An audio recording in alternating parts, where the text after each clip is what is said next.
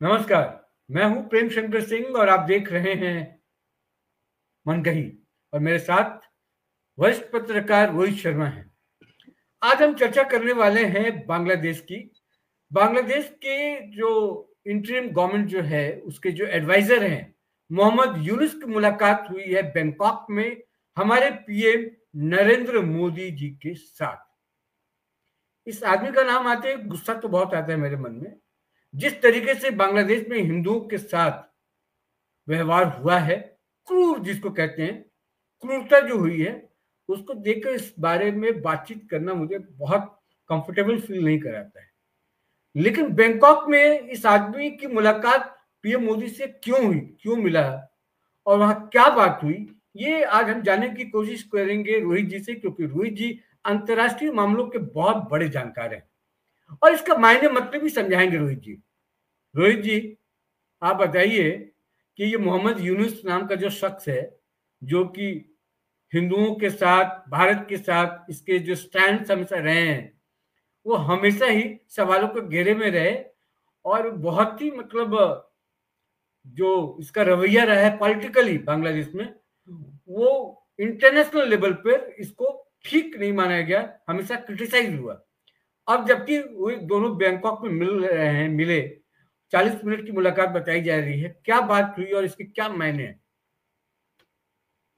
Right, 40 minute की मुलाकात और एक ऐसे आदमी ने मुलाकात की जो आदमी बहुत दिनों से या बोलिए कि कुर्सी पे आके ही बैठा एंटी इंडिया स्टैंड पे।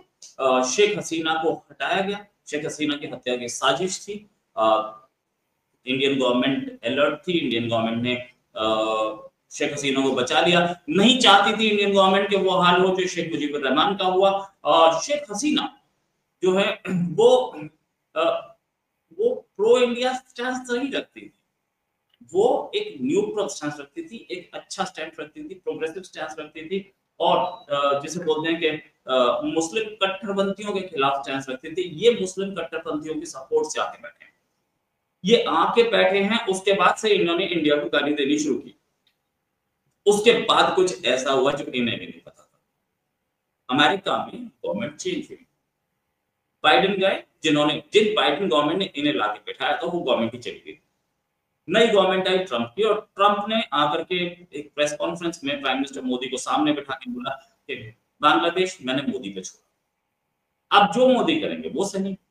ये इन्होंने पूरे हाथ पैर मारे, इन्होंने ये छटपटाए कि कैसे ही कुर्सी बच जाए।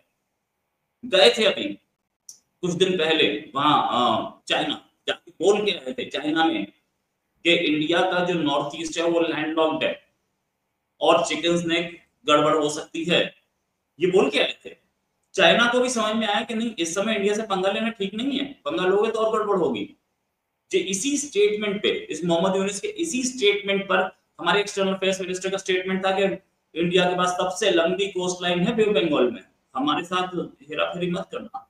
तो ये गए और जिस लेवल पर ये आ चुके हैं मोदी के सामने, जैसे बोलते हैं मोदी है तो मुमकिन है। मैं कोई बीजेपी का स्पोक्स पर्सन नहीं हूं, लेकिन जब प्राइम मिनिस्टर मोदी अपनी पे आते हैं तो वो करते हैं, वो बड़े बड़ों को छक्के छुड़ा देते हैं, औकात दिखा देते हैं। इनको भी औकात दिखा दी गई। आगे 2 हफ्ते से बांग्लादेश बात करने की कोशिश कर रहा था कि हमारी मीटिंग करवा दो मोहम्मद यूनुस से, और इंडिया जवाब नहीं दे रहा था। और फाइनल मोमेंट पे जब वहां पर बैंकॉक में बातचीत हुई तब बोला कि अच्छा ठीक है मीटिंग करो। बिम्स्टेक की मीटिंग के लिए गए थे ये इस पूरे एरिया में, और इस पूरे एरिया में टेक्नोलॉजी ये वो बिम्स्टेक होता है और मतलब बे ऑफ बंगाल का इनिशिएटिव है ये। बिम्स्टेक की मीटिंग के लिए जा रहे हैं एक आदमी एडवाइजर, ये प्राइम मिनिस्टर की भूमिका है में है आदमी, ये एडवाइजर नहीं है, ये प्राइम मिनिस्टर की भूमिका में है। और प्राइम मिनिस्टर की भूमिका में होने के बाद इस आदमी को पता नहीं है कि मैं कर क्या रहा हूं। ये आदमी जो है इसने ये यूएन में स्पीच दे रहा है और ये आदमी एंटी इंडिया स्टैंड में वैसे ही आया था जैसे मोइजू है, सब एंटी इंडिया स्टैंड पे आया और आज के मोइजू भी इंडिया के पैर छू रहे हैं कि यार मुझे बचा लो, सबके सामने है। और मोइजू छोड़िए, श्रीलंका में क्या हो रहा था, राजपक्षे ब्रदर्स दोनों हमारे खिलाफ थे, लेकिन फिर वही चल रहा है। आज आगे ना औकात में लाना हमारा। ये जाके जितना खुद अकेले काम हम कर, we are working on it. ये इनको पता लग गया बांग्लादेश की इकोनॉमी टूटने की कगार पे, मजबूरी में इंटरनेशनल जो सपोर्ट थी वो एवापोरेट हो गई। और सबसे बड़ी चीज कि ये मोहम्मद यूनुस जो अपने आप को समझ रहे थे कि मैं नोबेल लॉरिएट हूं, मुझे अमेरिका का अनलिमिटेड सपोर्ट आएगा, अनलिमिटेड छोड़िए सपोर्ट ही खत्म हो गया। इंटरनेशनल लेवल पे आइसोलेशन। और चाइना किसका सगा है? वो पाकिस्तान का सगा नहीं रहा, इनका क्या होगा? अभी चाइना की दौरे से आए ये, और आते के साथ ही मोदी जी के चरणों में साष्टांग ये हो। तो इसमें रोहित जी ये है कि जो उस समय घटनाएं हुई, जो हिंसा हुई, उसको लेके सेंटिमेंट भी बहुत जुड़े हुए थे। राजनयिक रूप से क्या मामले होते हैं नहीं होते हैं उससे मतलब नहीं होता है, लेकिन जो हिंदू वहां पर थे उनके साथ जितनी अभद्रताएं हो सकती थी, जितने उनके साथ बुरा हो सकता था, वो सब कुछ वहां पर हुआ। वहां से पलायन हुआ, लोग भागे निकले, मारपीट क्या क्या नहीं हुआ। और उसके बावजूद भारत जो है वो शेख हसीना को यहाँ पर रखा। भारत की जो विदेश नीति रही उस पर भी सवाल उठते रहे उस दौरान कि भारत ने बहुत बड़ा स्टैंड नहीं लिया, भारत चाहता तो बहुत कुछ कर सकता था। मैं जानता हूँ कुछ मजबूरियां होती हैं, लेकिन बांग्लादेश को सबक तो सिखाना पड़ेगा ना। यह सबक तो सिखाना चाहिए कि तुम्हारी औकात नहीं है कि तुम सिर उठा के चल सको और तुम भारत के खिलाफ साजिश रचोगे और भारत के खिलाफ तुम कुछ भी करोगे बगल में रह के, और भारत कुछ नहीं करेगा। आज भी कहा जा रहा है कि जो मुलाकात हुई बड़ा अनमने तरीके से मिले मोदी, लेकिन भारत एक मैसेज चाहता है, बड़ा मैसेज चाहता है कि दिखे सामने कि हमने बांग्लादेश की बजा के रख दी, और उसने अगर जो हरकत की तो भारत ने ये बदला लिया, और इस तरीके से बदला लिया कि आने वाले इनकी साथ पूछते भी ना आंख उठा के नक दे सकते हैं। देखिए अभी पहला था, अभी पहली मीटिंग थी, ठीक है। अब प्राइम मिनिस्टर के सामने घुटने टेकने शुरू किए ये बांग्लादेश के जो एडवाइजर साहब है इन्होंने। अब इंडिया का मिशन क्या रहेगा? या तो इसको हटा के कोई एक न्यूट्रल गवर्नमेंट आ जाए, या शेख हसीना वापस इंस्टॉल हो जाए। तो चांसेस इस चीज के ज्यादा है कि शेख हसीना वापस इंस्टॉल हो जाए, क्योंकि शेख हसीना का की बातचीत चल रही है। शेख हसीना वर्चुअली रैलीज को एड्रेस कर रही हैं, वहां शेख हसीना के सपोर्टर्स सड़क पे आ गए हैं, माहौल चेंज हुआ है। एक बहुत बड़ा रेवोल्यूशन भी था, रेवोल्यूशन बोले या एक बहुत बड़ा कू भी था इनके नेतृत्व में। इनके पास से सपोर्ट खत्म हो चुकी है, क्योंकि जिन स्टूडेंट्स ने इनको सत्ता पे काबिज किया था, एडवाइजर बताते हैं ना मैं आपको, एडवाइजर किस चीज की, किसको एडवाइस करते हैं? ये खुद ही प्राइम मिनिस्टर की भूमिका में। खैर, जिन्होंने इन्हें सत्ता पे काबिज किया था स्टूडेंट्स ने, उन्होंने एक पॉलिटिकल पार्टी बना ली है, और वो उस पॉलिटिकल पार्टी उस पॉलिटिकल पार्टी के चीफ ये मोहम्मद यूनुस नहीं है। तो इसका मतलब मोहम्मद यूनुस की ऑक्सीजन ऊपर से कट हो चुकी है। मोहम्मद यूनुस आप ढूंढ रहे हैं कि मैं क्या करूं, कैसे करूं, वो सारी कहानी हो रही, ठीक है, मान लिया ये भी सही बात। मोहम्मद यूनुस जो कर रहे हैं बहुत अच्छा काम कर रहे हैं। मोहम्मद यूनुस उनको अब पता लग चुका कि मेरे दिन गिने चुने हैं, इसलिए वो कहीं ना कहीं कोशिश करने के बजाय, आज प्राइम मिनिस्टर ने बातचीत की है, उसमें अभी एक्सटर्नल अफेयर्स मिनिस्टर की प्रेस कॉन्फ्रेंस हुई थोड़ी देर पहले, तो उन्होंने बोला कि मोहम्मद यूनुस से बात हुई थी, तो इंडियन प्राइम मिनिस्टर ने बोला कि हिंदुओं पे जो अत्याचार हो रहे हैं वहां पे हम इसे टॉलरेट नहीं करेंगे। और वहां से सामने से एश्योरेंस मिला है, और बातचीत बहुत सारी और हुई है। हमारे और कंट्री के वो भी हैं, कंट्री के और बहुत सारे नीड्स भी हैं। अच्छा, मोहम्मद यूनुस ऐसे ही घुटनों पे नहीं आ गए, मोहम्मद यूनुस की इकोनॉमी तोड़ने का काम किया गया। उनकी बिजली सप्लाई रोकी गई, उनसे पूरा पैसा मांगा जा रहा है जो है इकोनॉमी में। उनकी इकोनॉमी का एक बड़ा चंक था जो वो इंडिया को एक्सपोर्ट किया करते थे, वो एक्सपोर्ट पे रोक लगाई गई। टेक्सटाइल योगी जी ने अपने पास मंगवाया, उनके यहाँ से इंडस्ट्रीज भागनी शुरू हो गई, उसको तोड़ा गया है, ऐसे नहीं टूटे, बहुत मेहनत की गई है इसके पीछे। और अभी तो ये शुरुआत है, अभी बहुत कुछ और करना बाकी है। मोहम्मद यूनुस को घुटनों पे लाना कोई बहुत बड़ा काम नहीं है। इंडिया अपनी पे आ जाए तो इंडिया तो एक महान शक्ति है, 5000 साल पुरानी सिविलाइजेशन है, इसने कईयों को झुकाया, और झुकाना ये भी कोई बड़ी चीज नहीं है। अभी और भी बहुत सारे जो हमारे नेबरिंग कंट्रीज है जो गुंडागर्दी करते घूम रहे हैं, उनको भी किया जाएगा, नो डाउट। आप देख सकते हो कैसे नेपाल में राजशाही के फेवर में प्रोटेस्ट हो रहे हैं। इसका मतलब ये कि जो करंट गवर्नमेंट है वो चाइना को सपोर्ट कर रहे हैं, तो वो कह रहे हैं नहीं, हमें ये चाइना सपोर्ट पसंद नहीं, राजशाही के फेवर में डेमोन्स्ट्रेशन हो रही है। ये बांग्लादेश जो है ये वही कंट्री है जो जो कि हमने पैदा किया, हमने इनको, वरना तो इन्हें मुसलमान के पाकिस्तानी मुसलमान कितना मार रहे थे इनको, एक कंट्री जो कि मुस्लिम्स के लिए बना, जो कि मुसलमानों के लिए सेफ कंट्री बना, उसी में मुसलमान मारा जा रहा था और इतने सारों को मारा गया, लेकिन कोई वो नहीं। इन लोगों को बांग्लादेशी जो है किसी भी सके नहीं है, सच बात ये भी है। अब वो बहुत सारे लोग बोलने भी लगे हैं कि यार ये बांग्लादेश था उसी लायक जो पाकिस्तान हुआ था।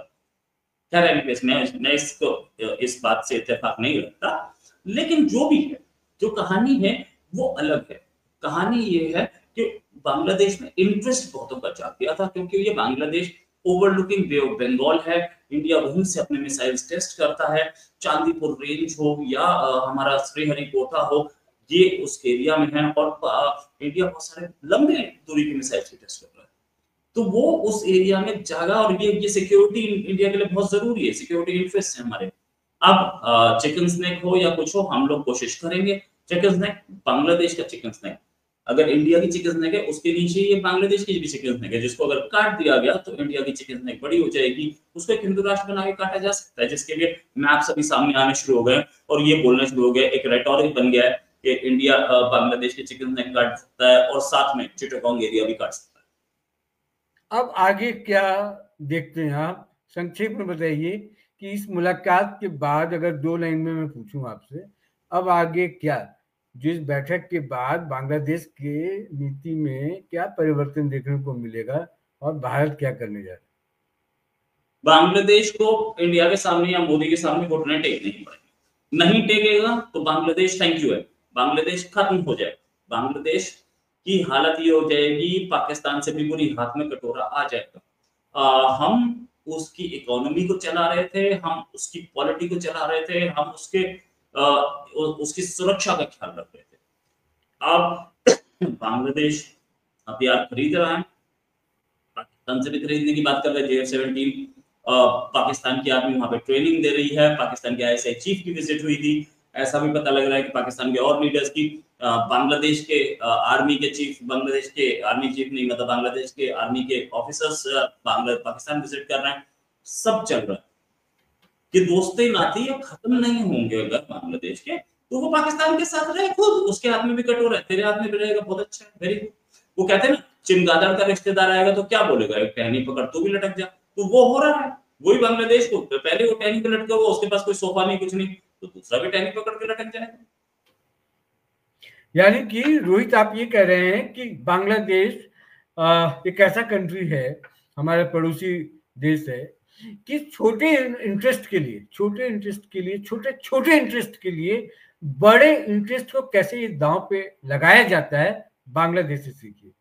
जो भारत उसके विकास के लिए, उसके अर्थव्यवस्था, आप शेख हसीना, मैं ज्यादा जाऊंगा नहीं, इसमें बहुत बड़ा हो जाएगा, मैं जितना याद आ पा रहा है मुझे, कि अर्थव्यवस्था, जो बांग्लादेश की अर्थव्यवस्था थी, उसको दुरुस्त करने में शेख हसीना का बहुत बड़ा हाथ रहा था, और उस शेख हसीना को बड़ा करने में भारत का बहुत बड़ा हाथ रहा था।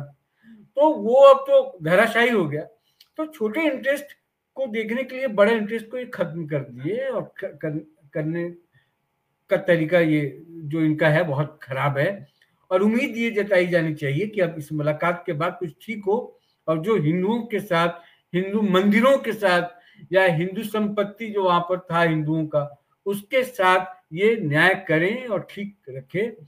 और नहीं तो भारत को ऐसा बदला लेना चाहिए, इनको ऐसा सबक सिखाना चाहिए कि आने वाले 7 पुश्त भी बांग्लादेश के जो हों, उनको याद रहे कि नहीं, सबसे पंगा ले लो, भारत से पंगा मत लेना, भारत बहुत कड़ा रिवेंज लेता है। आप जुड़े रोहित जी, आपका बहुत बहुत शुक्रिया। और दर्शकों, मन गई जो अब तक सब्सक्राइब नहीं किए हैं, आप कर लें। आपसे भी इस वीडियो में फिलहाल इतना ही। नमस्कार।